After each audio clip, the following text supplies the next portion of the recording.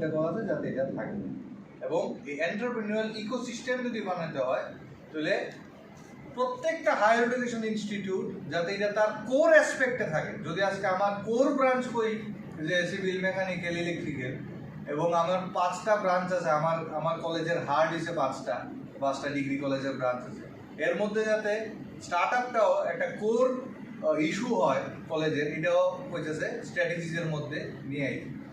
এর মধ্যে কি করতে হইব, তাই এবার এটা করতে গেলে কি গভর্নেন্সের মধ্যে দিয়ে আমরা যাইতে হইব, ইনক্লুসিভ পার্টিসিপেশনের কথা বলতেছি। মানে শুধু আমি বক্তৃতা দিলাম, স্টুডেন্টরা শুনলো বা স্টুডেন্টরা তার মতো করে শুরু করলো, এরকম না। টিচার, স্টুডেন্ট সবাই একসঙ্গে এই স্টার্ট আপের কালচারটা যাতে তৈরি করে। এবার যেটা প্রথম প্রশ্নে দাঁড়ায় যে আমরা তো সরকারি কর্মচারী, আমরা স্টার্ট আপ করি, সেক্ষেত্রে আমার কি পারমিশন কেমনে পাবো, আমি মনিটারি বেনিফিট আমি নিতে পারুন কি না, এরও ক্লিয়ার গাইডলাইন্স আছে এই ডকুমেন্টসটার মধ্যে।